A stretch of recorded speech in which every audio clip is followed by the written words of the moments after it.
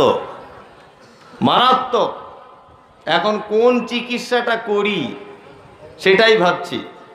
সুদ ছেয়ে গেছে, বেনামাজি ভরে গেছে, জেনাখোর অফুরন্ত, বিয়েতে টাকা নেওয়া অফুরন্ত, জমির আল কাটা প্রায় লোক জড়িত। তা কাকে বলি আর কাকে ছাড়ি?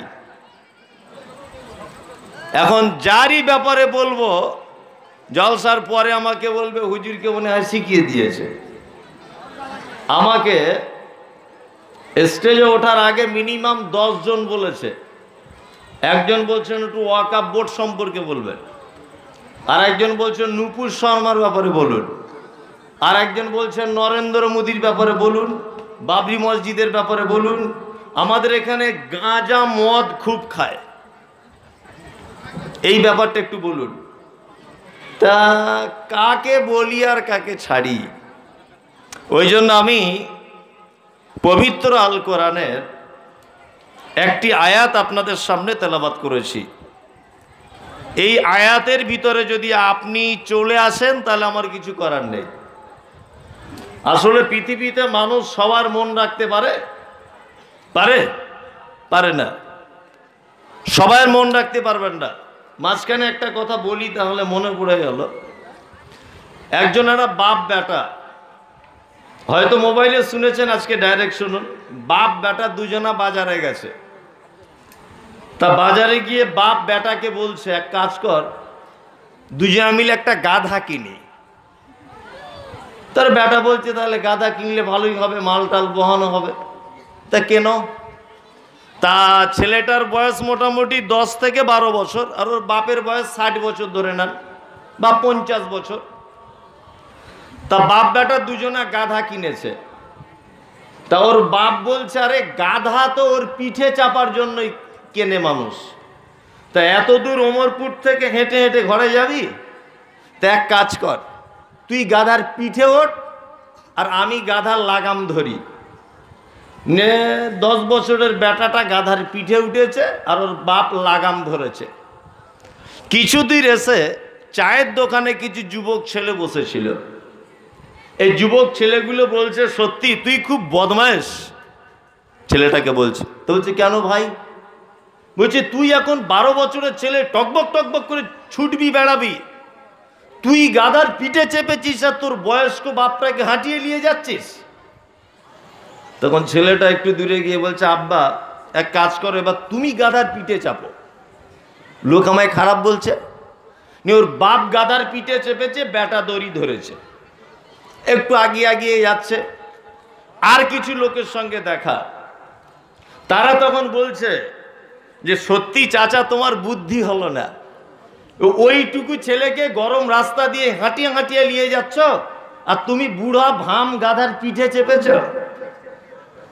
তখন চাচা দেখছে তুই উঠলেও দোষ, আমি উঠলেও দোষ, তাহলে করা যায় কি, করব কি? তখন বাপ বেটা দুজনাতে যুক্তি করছে এক কাজ কর, দুইজনা মিলে হেঁটে হেঁটে যাও। দুইজনাই গাধা কিনে হেঁটে হেঁটে যাচ্ছে। আরো কিছু লোকের সঙ্গে দেখা, তারা বলছে কি ব্যাপার, গাধা কি অসুস্থ? বলছে না অসুস্থ না, টাটকা গাধা কিনে নিয়ে ঘরে যাচ্ছি। তা বলছে গাধা তো গাধা, তোদের বাপ বেটার মতো গাধা জীবনে দেখিনি। ওরে গাধা লোক চাপার জন্য কিনে, আর তোরা গাধা কিনেছিস হেঁটে হেঁটে যাওয়ার লেগে। এরা বাপ বেটা তখন বলছে তুই উঠলেও দোষ, আমি উঠলেও দোষ, হেঁটে গেলেও দোষ। এক কাজ কর, দুজন একসাথে উঠি। বাপ বেটা দুজন একসাথে গাধার পিঠে উঠেছে। আপনি হাসছেন, আমি শেষে গিয়ে একটা কথা আপনাকে বলবো। বাপ বেটা দুজনে উঠেছে, একটু দূরে গেল, আরো চায়ের দোকানে কটা লোক বসে আছে। তা একটা লোক দেখেই মাথায় হাত দিয়ে বলছে সর্বনাশ, পৃথিবীতে নিষ্ঠুর দেখেছি দেখেছি, তোদের বাপ বেটার মতো দেখিনি। তো অবলা প্রাণী বলে ওর দুইজনা মিলে কাঁধে চাপবি, তোদেরকে একটু দয়া ময়া নেই? তখন বাপ বেটা যুক্তি করে দেখছে আর হবে না, এক কাজ কর, এ গাধা হাঁটিয়ে নিয়ে যাওয়া যাবে না, 4 হাত পা বাঁধ আর ভিতর দিয়ে একটা বাঁশ ফিট কর, নিয়ে ওর বাপ আর বেটা দুজন হাতে কাঁধে করে গাধাটাকে নিয়ে যাচ্ছে। তা আরো কিছু লোকের সঙ্গে দেখা, তা কিছু লোক বলছে চাচা গাধা মারা গেল নাকি, খ্যাপা কোথাকারে, ওমরপুর থেকে এই তো ৬,০০০ টাকা দিয়ে কিনে নিয়ে যাচ্ছি ঘরে। তা বলছে কাঁধে করে কেন? তা বলছে না গাধা কাঁধে করে নিয়ে যাচ্ছি। বলছে তোদের দুই বাপ বেটার মতো বড় গাধা পৃথিবীতে আর কেউ আছে? জীবিত গাধাকে কাঁধে করে ঘরে নিয়ে যায়? তা ঘটনা হচ্ছে গরু গাধা কেনা থেকে আর কাঁধে তোলা পর্যন্ত গাধাকে বলুন তো রাস্তায় একটা লোকের মন জয় করতে পেরেছে? পেরেছে? সবাইয়ের অভিযোগ আমি বক্তব্য দিয়ে নেমে গেলেই কাল সকালবেলাতেই চায়ের দোকানে আলোচনা হবে, ধট কোথা থেকে আজে বাজে বক্তা এনেছে মোশাররফ, কিছুই বুঝে না, ওটা বলবে। আবার কেউ কেউ বলবে যা দিয়েছে সাংঘাতিক দিয়েছে, আর একজন বলবে কি দিয়েছে শালা ওইটাই তো মনে নেই, তবে দিয়েছে কিন্তু কঠিন। বলবে কি বলবে না? কি দিয়েছে বল, ওটা কারোর মনে নেই। ওই জন্য আমি পবিত্র গ্রন্থ মুকুট আল কোরআনের একটি আয়াত আপনাদের সামনে তেলাওয়াত করেছি। এই আয়াতটিকে কেন্দ্রবিন্দুতে রেখে মুত্তাকি কে, মুত্তাকির গুণ কি, এই ব্যাপারে ২-৪টে কথা বলবো। আল্লাহ আপনাকে আমাকে সকলকে মুত্তাকি অবস্থায় মৃত্যুবরণ করার তৌফিক দান করুক। বলুন আমিন, জোরে বলুন আমিন। মুত্তাকিদের গুণ আল্লাহ সুবহানাহু ওয়া তাআলা সর্বপ্রথম ৩২টি মুত্তাকির গুণের কথা কোরআন মাজিদে বর্ণনা করা হয়েছে। কটি? ৩২টি। এখন ৩২টি বলাই তো সম্ভব নয়, ওই জন্য আমি যে কটিক হয় ওই কটিক বলার চেষ্টা করছি। আল্লাহ তাআলা সর্বপ্রথম মুত্তাকিদের গুণ বর্ণনা করতে গিয়ে বলছেন, কি বলছেন? আল্লাযীনা ইউমিনুনা বিল গায়বি ওয়া ইউকিমুনাস সালাত ওয়া মিম্মা রাযাকনাহুম ইনফিকুন। মুত্তাকি, মুত্তাকি শব্দের অর্থ হচ্ছে পরহেজ করে চলা, বেঁচে চলা। মুত্তাকি কাকে বলা হয়? আল্লাহর নবী সাল্লাল্লাহু আলাইহি ওয়াসাল্লামের একজন সাহাবী, নাম হলো তার আব্দুল্লাহ ইবনে মাসউদ। এই সাহাবীটিকে আর একজন সাহাবী জিজ্ঞাসা করছেন, আব্দুল্লাহ ইবনে মাসউদ, মুত্তাকির কাকে বলে? আল্লাহর নবী সাল্লাল্লাহু আলাইহি ওয়াসাল্লাম কি তোমাকে বলেছে? আব্দুল্লাহ ইবনে মাসউদ তখন বলছেন, বিশ্ব নবী বলেছেন, তোমাদের মধ্যে কোনো মানুষ যদি কাঁটা যুক্ত কোনো রাস্তাতে যদি চলাফেরা করে, সে তার লুঙ্গিটা তার পায়জামাটা কেমন করে রাখবে তোমরা কি জানো? সাহাবীরা বলছেন, আল্লাহর নবী তার পায়জামা লুঙ্গিটা একটু উঁচু করে রাখবে। কি বুঝলেন? এই রাস্তাটা অনেক কাঁটা আছে চতুর্দিকে, আপনাকে যদি বলা হয় রাস্তার মাঝখান দিয়ে হাঁটুন, দুই দিকে কাঁটা গাছ, আপনি কি করবেন? আপনার জামা কাপড় একটু আঁটো সাঁটো করে নেবেন না, যাতে জামা কাপড়ে কাঁটা না লেগে যায়? তা আল্লাহ নবী সাল্লাল্লাহু আলাইহি ওয়াসাল্লামের সাহাবীরা বলছেন, বিশ্ব নবী বলেছেন যে তোমরা কেমন করে যাবে? সাহাবীরা বলছেন, আমরা আমাদের লুঙ্গি বা আমাদের পায়জামাকে একটু উঁচু করে নিব, যাতে আমাদের ওখানে কাঁটা বিঁধে না যায়। আব্দুল্লাহ ইবনে মাসউদ বলছেন, ঠিক অনুরূপ মুত্তাকি ওই লোক যে লোক রাস্তা দিয়ে চলে এমন ভাবে চলে, সে পাপ কাজ দেখলে ততটা নিজেকে সংযত করে, ততটা নিজেকে পাপ কাজ থেকে গুটিয়ে নেয়, যেমন একজন পথিক কাঁটা দেখলে তার লুঙ্গি পায়জামাকে গুটিয়ে নেয়। মুত্তাকি মানে যত রকমের পাপ কাজ অন্যায় কাজ থেকে সে কি করবে? বিরত থাকবে। জি, এর নাম মুত্তাকি। মুত্তাকির গুণ কি? এই দেখুন আল্লাহ তাআলা বলছেন, এক নম্বরের গুণ, আল্লাযীনা ইউমিনুনা বিল গায়বি, যারা ঈমান রাখে আমাকে না দেখে, আমাকে না দেখে যারা আমার গায়েবের প্রতি ঈমান রাখে। মুত্তাকির এক নম্বরের গুণ কি? যারা আল্লাহর গায়েবের প্রতি কি রাখে? যারা আল্লাহর গায়েবের প্রতি কি রাখে? ঈমান রাখে। মুত্তাকির এক নম্বরের গুণ। আচ্ছা বলুন, জান্নাত কেউ দেখেছেন? জাহান্নাম কেউ দেখেছেন? এর প্রতি আপনার ঈমান আছে যে জান্নাত জাহান্নাম আছে? ঈমান আছে? আছে। আল্লাহকে কেউ দেখেছেন? না। এই মুহূর্তে কেউ এখানে এমন মানুষ আছেন যে নবীজিকে দেখেছেন? না। আপনারা কেউ হযরত আদম আলাইহিস সালামকে দেখেছেন? কেউ দেখেননি। এই সমস্ত জিনিস যেগুলো আপনার দেখা হয়নি, এই সমস্ত জিনিসের উপরে ঈমান রাখতে হবে। এক। দুই, আল্লাযীনা ইউমিনুনা বিল গায়বি ওয়া ইউকিমুনাস সালাতা। মুত্তাকির দ্বিতীয় গুণ হলো মুত্তাকি সালাত আদায় করবে। কি করবে? সালাত আদায় করবে, নামাজ পড়বে। আপনারা পড়েন তো? জি। এই যারা মুত্তাকি হবে, আল্লাহ তাআলা বলছেন আল্লাযীনা ইউকিমুনাস সালাত, তারা কি করবে? নামাজ আদায় করবে। নামাজ পড়েন তো?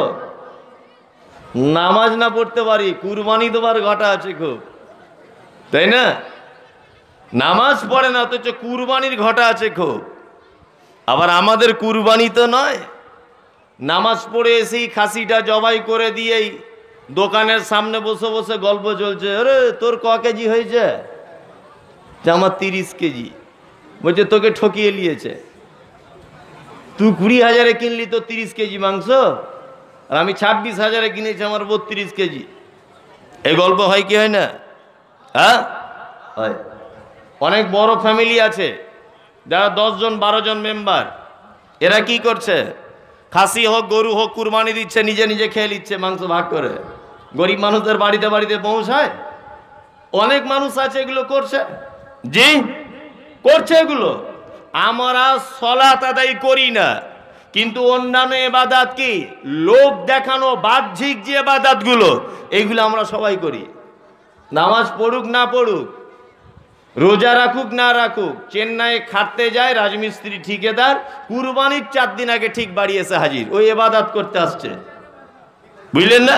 ওই ইবাদত করতে আসছে, নামাজ ও ধার ধারে না।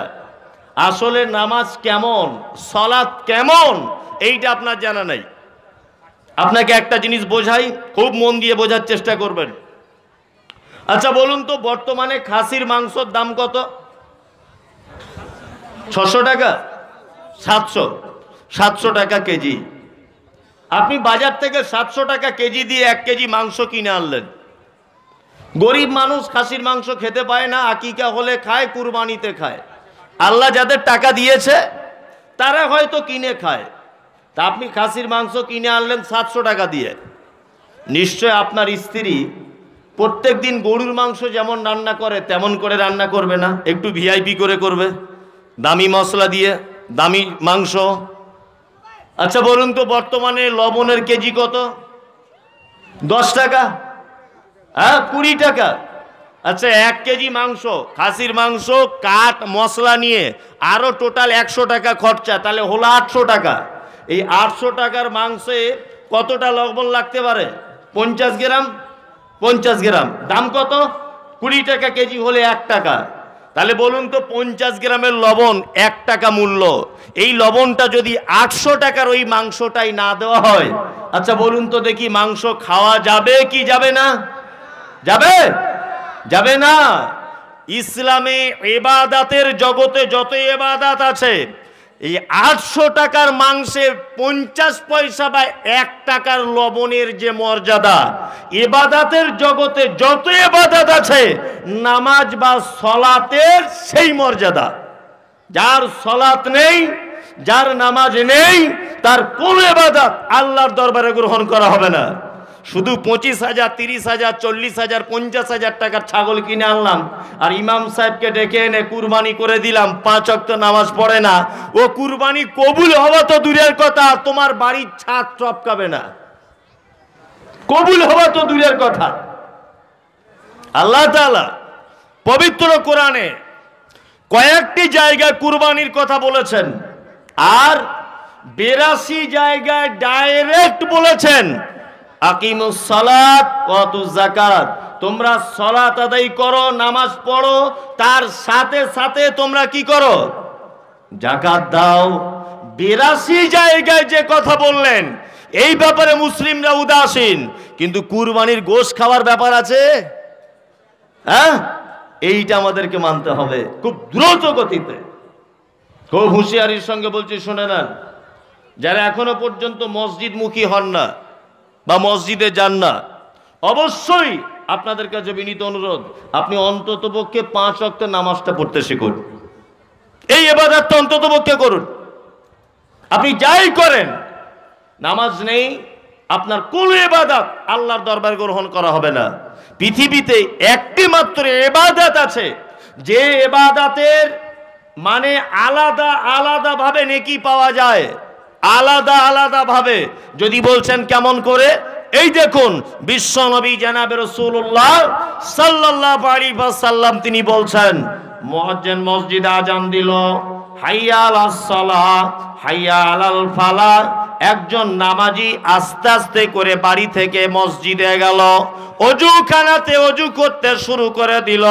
বিশ্ব নবী তিনি বলেছেন, সে যখন অজু করবে ডান হাতটা ধুইবে, ডান হাতের কইনি থেকে যখন পানিগুলো টপকে টপকে পড়বে, বিশ্ব নবী বলেছেন তার পানির সাথে তার সাগিরা গুনাহগুলোকে আল্লাহ ক্ষমা করে দিবেন।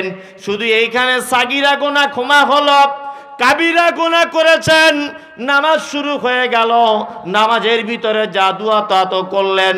নামাজের পরে একা একা বসে একবার আল্লাহর কাছে হাত দুটো তুলে বলুন, রব্বুল আলামিন আমি বড় পাপ করে দিয়েছি, বড় গুনাহ করে ফেলেছি, বড় ভুল করে ফেলেছি, দয়াময় তুমি আমাকে ক্ষমা করে দাও। বান্দা যখন নামাজ শেষে দুটো হাত উঁচু করে রাখবে, রব্বুল আলামিন তার ওই পাপগুলোকেও ক্ষমা করে দিবে। নামাজ শেষ হয়ে গেল। বিশ্ব নবী তিনি বলেছেন, কোন মানুষ যদি ফরজ নামাজের পরে একটি মাত্র জিকির যদি চালু রাখে, তার নাম হলো আয়াতুল কুরসি। আল্লাহু লা ইলাহা ইল্লা হুয়াল হাইয়ুল কাইয়ুম লা তাখুযুহু সিনাতুন ওয়ালা নাওম। এই আয়াতুল কুরসিটা যদি কেউ ফরজ নামাজের পরে পরে যদি তেলাওয়াত করে, বিশ্ব নবী তিনি বলেছেন সে জান্নাত চলে গেছে। সাহাবীরা বলছেন এখনো কেন গেল না? বিশ্ব নবী তিনি বলছেন লোকটা মারা যায়নি বলে জান্নাতে যায়নি, মারা গেলেই সে জান্নাত চলে যাবে। মুমিনের দ্বিতীয় গুণ, মুমিন সালাত আদায় করবে। যত বিপদ আসুক, যেখানেই থাকুক না কেন, তাড়াতাড়ি করে অন্তত পক্ষে 2 রাকাত কসরের সালাত আদায় করে নেবে। এটা দ্বিতীয় নম্বরের গুণ, মুত্তাকি। অমিম্মা রাযাকনাহুম ইনফিকুন। আল্লাহু আকবার। মুমিনের মুত্তাকির 3 নম্বরের গুণ। কি গুণ? মুমিনের মুত্তাকির গুণ হচ্ছে রাযাকনাহুম ইনফিকুন। মুমিনকে আমি যে রুজি দিয়েছি, ওই রুজি থেকে তারা কি করে? ইনফিকুন, তারা দান করে। অর্থাৎ মুমিন কখনো কৃপণ হতে পারে না, কখনোই মুমিন কৃপণতা তার মধ্যে গ্রাস করতে পারে না। জি, পাড়ায় দুস্থ অসহায় গরিব নিরীহ মানুষ রয়েছে, যদি কোনো মানুষ মুত্তাকি যদি হয়, কখনোই কৃপণতা করতে পারে না। অবশ্যই সে যেমন তার অর্থ আছে তেমন অর্থই তাকে দিয়ে সহযোগিতা করবে। এটা মুত্তাকির 3 নম্বরের গুণ। 1, গায়েবের প্রতি বিশ্বাস রাখতে হবে। 2, সালাত আদায় করবে। 3, অমিম্মা রাযাকনাহুম ইনফিকুন। তাকে যে রুজি দেওয়া হয়েছে সেই রুজি থেকে কি করবে? আল্লাহর রাস্তাতে কি ক্ষয় করবে। মসজিদ, মাদ্রাসা, মক্তব, এতিমখানা, যে বিভিন্ন জায়গা থেকে মানুষ আসবে, সে পকেট থেকে বার করে দিবে। কখন? আলহামদুলিল্লাহ, কখনো কৃপণতা করে না। এটা মুত্তাকির 3 নম্বরের গুণ। তাহলে 3টে গুণের কথা হলো। চলুন এইদিকে আল্লাহ সুবহানাহু ওয়া তাআলা আরো কয়েকটি গুণের কথা বলছেন মুত্তাকিদের। কি গুণ? আল্লাহ তাআলা বলছেন, লাইসাল বিররা আন তুওয়াল্লু উজুহাকুম কিবালাল মাশরিকি ওয়াল মাগরিব। আল্লাহ তাআলা বলছেন, লাইসাল বিররা, কখনোই তোমাদের কল্যাণ নেই, আন তুওয়াল্লু উজুহাকুম কিবালাল মাশরিকি ওয়াল মাগরিব, তোমার মুখটাকে পশ্চিম দিকে করে আর পিঠটাকে পূর্ব দিকে করে, এর ভিতরেই তোমার কল্যাণ নেই। ওয়ালাকিন্নাল বিররা, কল্যাণ তাতেই আছে মান আমানা বিল্লাহ, আল্লাহর প্রতি যদি ঈমান আনতে পারো, আল্লাহকে যদি বিশ্বাস করতে পারো। এখানে আল্লাহ তাআলা একটা মজার কথা বলেছেন, কি? যে পূর্ব দিকে পিঠ করে পশ্চিম দিকে মুখ করে শুধুমাত্র নামাজ আদায় করলেই এতেই তোমার কল্যাণ নেই? এতেই কল্যাণ আছে? কল্যাণ নেই। আরো অনেক ভালো কাজ আছে না নেই? আছে না নেই? অনেক ভালো কাজ। সব ভালো কাজ আলেম ওলামারা বলে দিবে, তারপরে কিছু ভালো কাজ আছে না নিজের বিবেকের কাছে বুঝে নিতে হয় যেটা ভালো কাজ না খারাপ কাজ, তাই তো কি না? জি, বুঝে নিতে হয়। একটা মাস্টার বাড়িতে চাকর পুষেছে, খুব মন দিয়ে শুনুন, চাকর পুষেছে বাড়িতে। তা মাস্টার চাকরকে বলছে, তোর কাজ হলো আমার ছেলে ওমরপুরে অমুক ইংলিশ মিডিয়ামে পড়ে, আমার নিজস্ব 4 চাকা গাড়ি, আমার গাড়ি করে আমার ছেলেকে স্কুলে নিয়ে যাবি আর স্কুল থেকে বাড়িতে আনবি, এটাই তোর কাজ। বেতন কত? না বেতন 10,000। তা প্রত্যেক দিন ওর ছেলেকে স্কুলে নিয়ে যায় আর নিয়ে আসে। তা একদিন স্কুল দিয়ে এসেছে, হঠাৎ করে কোনো কারণে উপর থেকে অফিসার আসার কারণে স্কুল 15 মিনিট থেকে 20 মিনিট আগে ছুটি হয়েছে। এখন ড্রাইভার 15 মিনিট পরে গেছে ঠিক টাইমে, কিন্তু টাইমের আগে তো স্কুল ছুটি হয়েছে।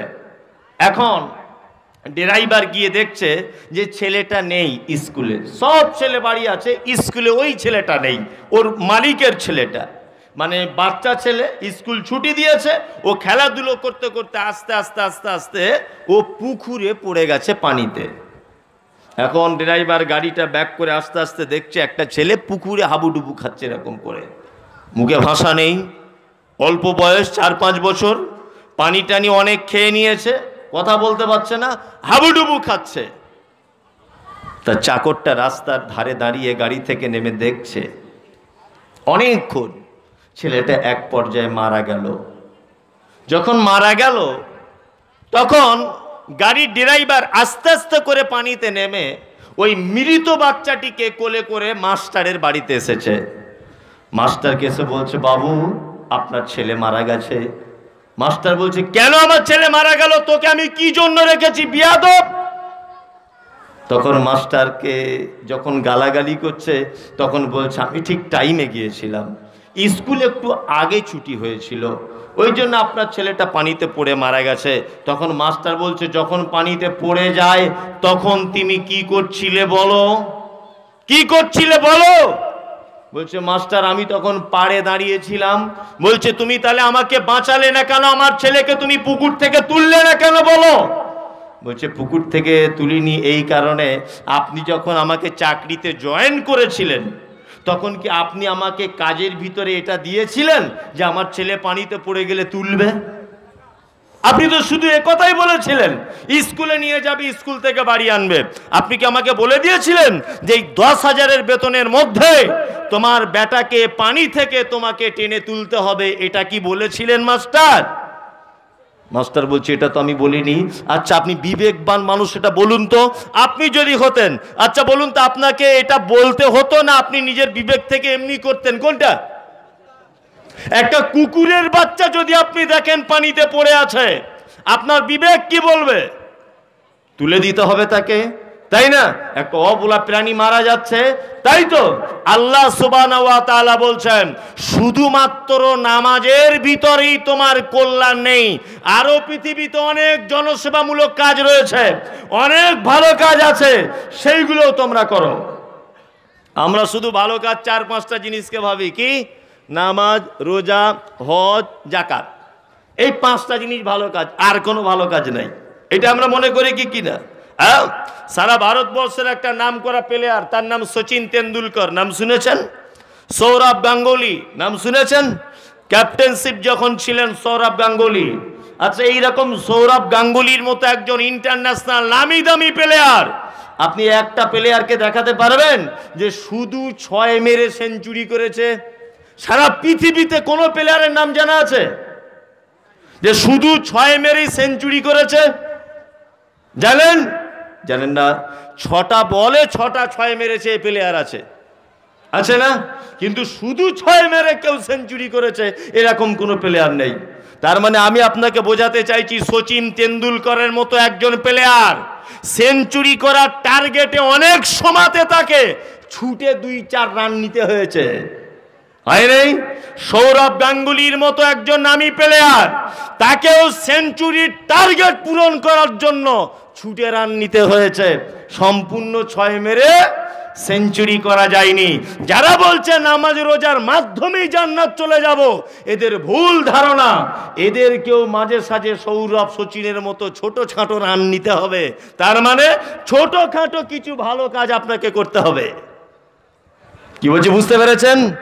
শুধু নামাজ রোজা করে জান্নাত যাওয়া যাবে না, আনুষঙ্গিক কিছু কাজ আপনাকে করতে হবে। টার্গেট যদি আপনার হয় জান্নাতের, তাহলে আপনাকে নামাজ রোজার পরেও আনুষঙ্গিক কিছু ভালো কাজ করতে হবে। ওই জন্য আল্লাহ সুবহানাহু ওয়া তাআলা মহাবৈজ্ঞানিক তিনি বলেছেন, লাইসাল বিররা আন তুওয়াল্লু উজুহাকুম কিবালাল মাশরিকি ওয়াল মাগরিব, কখনোই তোমাদের কল্যাণ নেই পশ্চিম দিকে মুখ করে পূর্ব দিকে পিঠ করে নামাজ পড়লেই তোমরা জান্নাত চলে যাবে, এ ধারণা তোমাদের ভুল। জান্নাত যাবে মুত্তাকি হবে কি করলে? মান আমানা বিল্লাহ, আমার প্রতি ঈমান রাখতে হবে। আল্লাহর প্রতি বিশ্বাস আছে? কাদের কাদের আছে হাত তুলুন তো একবার, তুলুন, নারে তাকবীর। আল্লাহর প্রতি ঈমান আছে? মাশাআল্লাহ। এবার বলুন, রুজির মালিক কে? হায়াত মাওতের মালিক? এ তো জলসাতে এমনিতে চিল্লামিল্লি করছেন, আল্লাহ আল্লাহ করে চিল্লাচ্ছেন। রুজির মালিক আল্লাহ? আল্লাহ? এই কথা বলুন। হ্যাঁ বলছে, হ্যাঁ। রুজির মালিক কে? আল্লাহ। বলছে হ্যাঁ।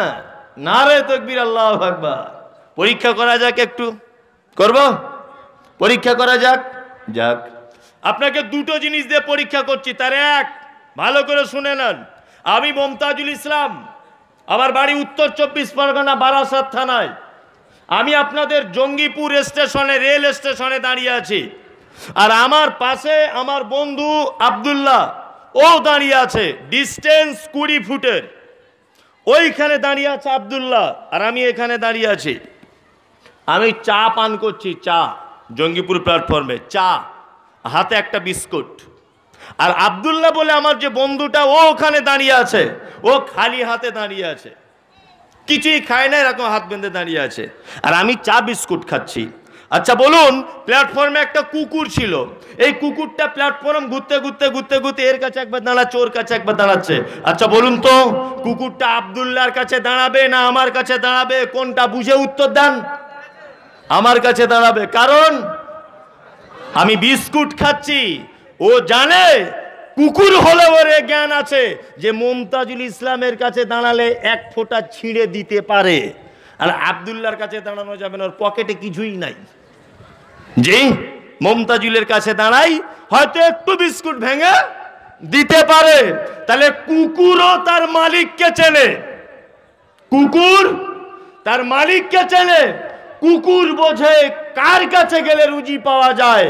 বর্তমান বিশ্বের যাদের কাছে অসংখ্য নবী পাঠানো হয়েছে, যাদের কাছে মহাগ্রন্থ, বিশ্বের চূড়ান্ত কিতাব, তার নাম আল কোরআন যাদেরকে দেওয়া হয়েছে, যাদেরকে আশরাফুল মখলুকাত বলে আখ্যায়িত করা হয়েছে, এই মানুষ শ্রেষ্ঠ জাতি হয়ে এরা স্রষ্টার কাছে রুজি চাওয়া বাদ দিয়ে পৃথিবীর মানুষের কাছে রুজি চাইতে যায়। যায় কি যায় না?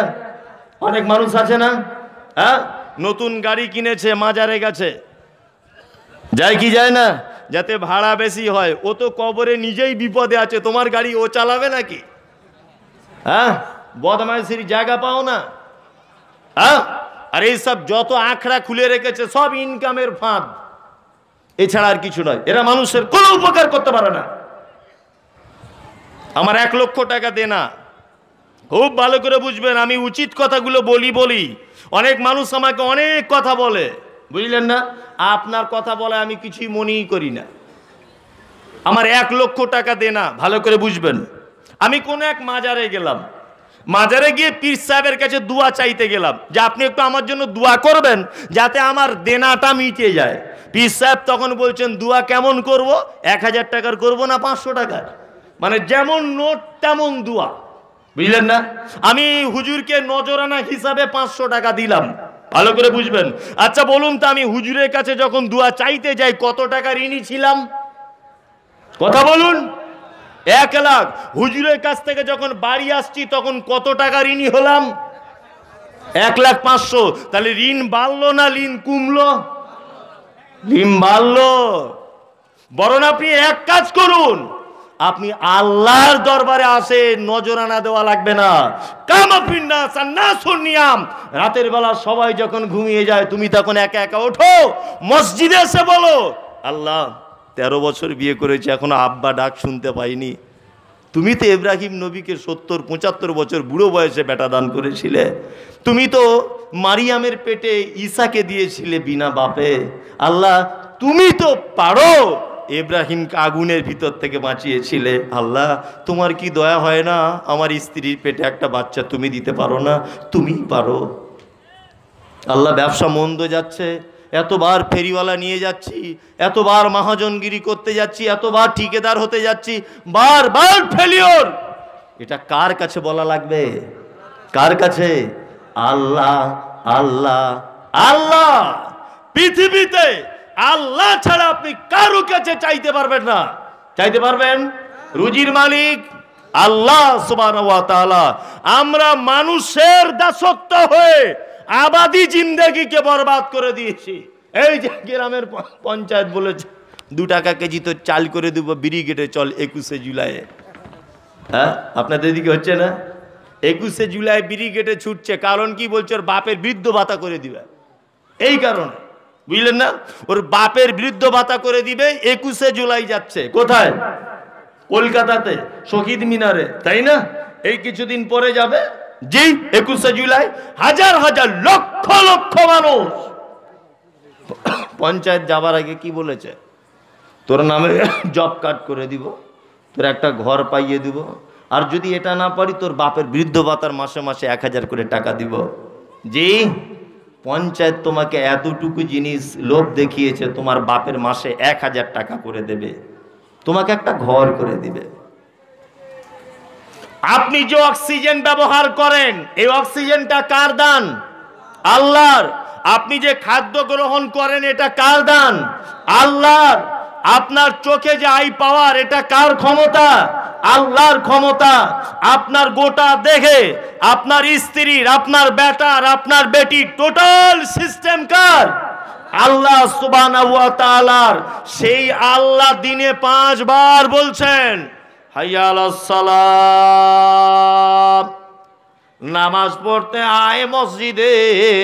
আল্লাহ নবীকে বলে দিচ্ছে, নবী ওরা বড় স্বার্থপর, শুধু যদি নামাজের কথা বলে দাও তাহলে হয়তো আসবে না, তারপরে শব্দ ব্যবহার করো হাইয়া আলাল ফালা, তোমরা তোমাদের নিজেদের কল্যাণের দিকে এসো। বন্ধুরে আমার, দিনে 1 বার নয়, 2 বার নয়, 5 বার করে দিনে আপনাকে আল্লাহ মুয়াজ্জিনকে দিয়ে ডাকায়, আপনি একবারও তার ডাকে সাড়া দেন না, অথচ আপনাকে বলে